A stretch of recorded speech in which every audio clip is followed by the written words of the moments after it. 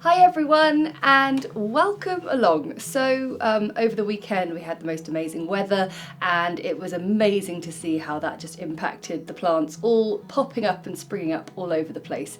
And for some of you there may be the first harvest of some radishes, so I thought we'd paint them. They're really gorgeous with those lovely bright red pinky colours. So grab your paints and let's get started. Okay, this is going to be really fun because it's possibly the quickest vegetable to grow and it's maybe the quickest vegetable to paint as well. We need some lovely pink tones. We're going to paint a radish called the French breakfast radish. It's the slightly more elongated one and I love it because it's got a nice white end and a pink body. So I want to sort of combine permanent rose, opera rose, and then we've got cadmium red just on hand, but you see how strong that red is, so it dominates everything. So we need to go back to the beginning, pick up more permanent rose, more opera rose, and we want a deep reddy pink tone.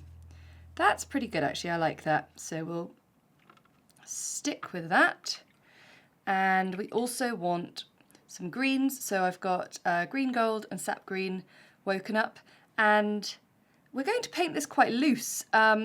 Sometimes I feel a bit like unwieldy holding a size 8 brush to start, so maybe we'll start with a size 6.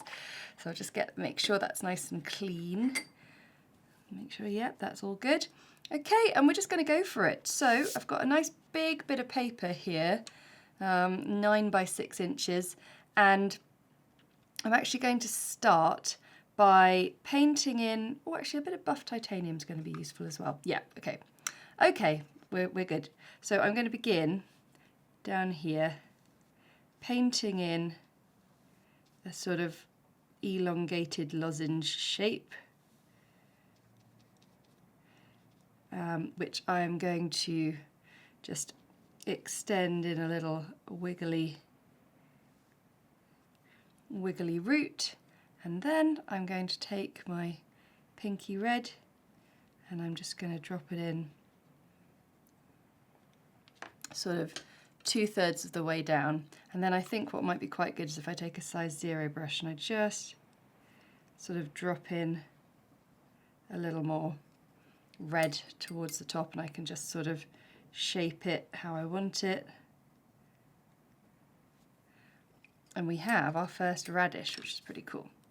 So I'm going to carry on, and I'm going to do them. I'm painting this quite loosely.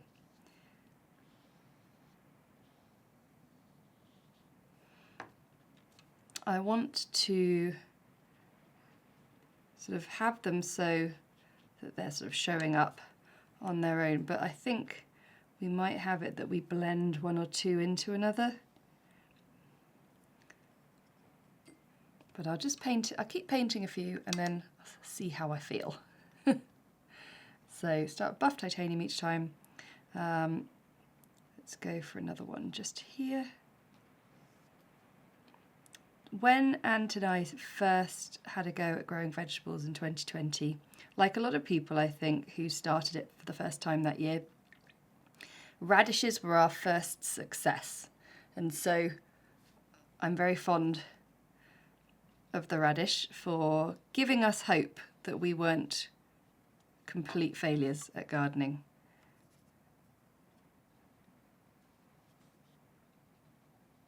So you can see how far it's travelled down on these ones, so don't worry too much if you haven't sort of painted it too far down. Okay, this time I'm going to paint one that just overlaps, and let's see what happens. So I've chosen it to overlap with the first one we painted, which will have had a bit of drying time, which I think is helpful.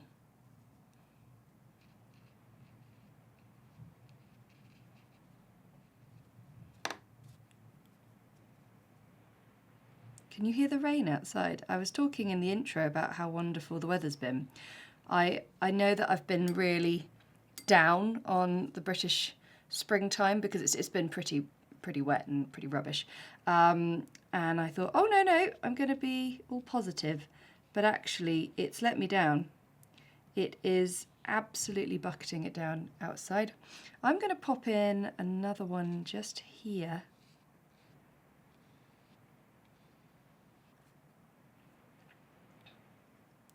And maybe one more just there.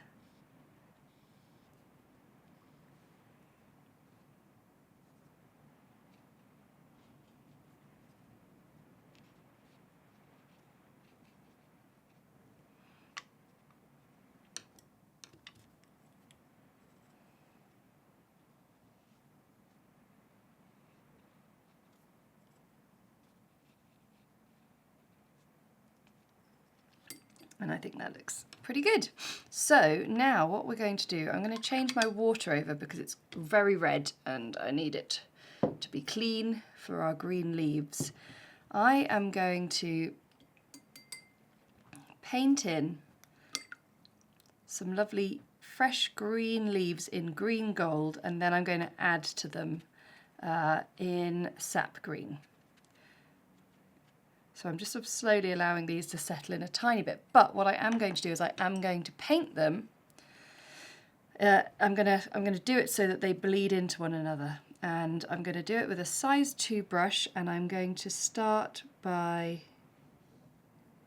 just getting the stems of the leaves gathered.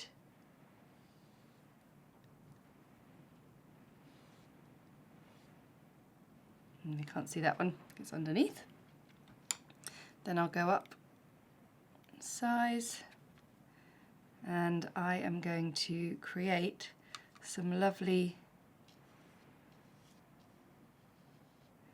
large sort of ballooning leaves. What's very important with this is to embrace the looseness, so you can see from this point the leaves are going to be less about connecting up to a certain stem necessarily, and more about just creating a lovely effect.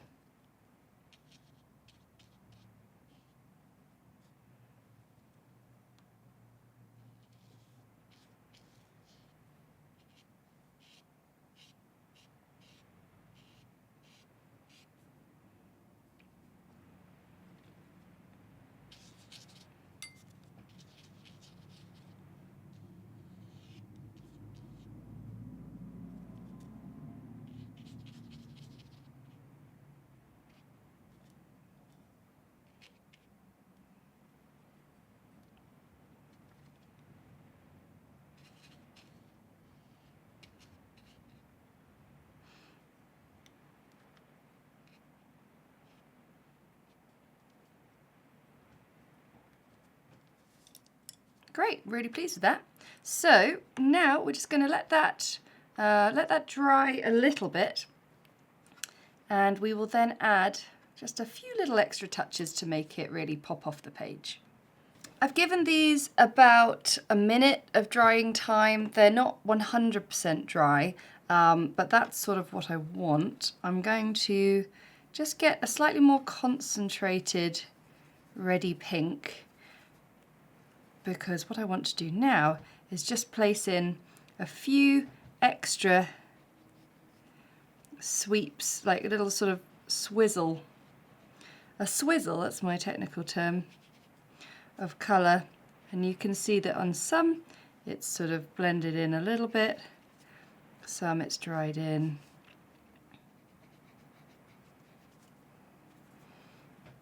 I think that one's still a bit wet, but that's all good. That's really nice. And then I'm going to take some yellow ochre. I want to do a little bit of string around this bunch of radishes. And a bit of burnt sienna as well. Well, we need burnt sienna for the last finishing touch, so I need to wake it up.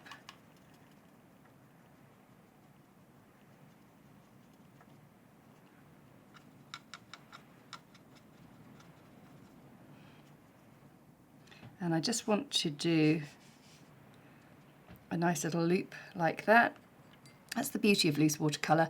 It's about taking the plunge, being a bit brave. And with that in mind, the last thing we're going to do is we're going to add a bit of mud, a few speckles of mud. I really enjoyed adding mud to our muddy Wellington boots, the welly boot tutorial with the lovely yellow gum boots with some flowers in the top.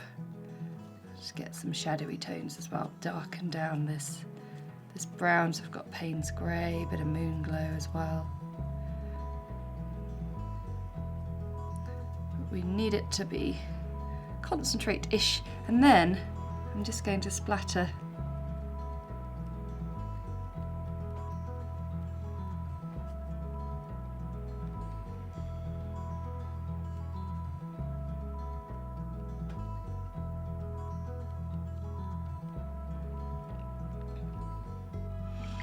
and there you have the simplest and quickest vegetable to grow and the simplest, quickest vegetable to paint. Thanks so much for watching. I really hope you enjoyed that. It's a great example of a type of nature journaling where we're just sort of painting what we see as it comes out of the ground. It's very satisfying, very fun, and maybe one to entice someone who's not sort of done much watercolour yet, get the kids going with it.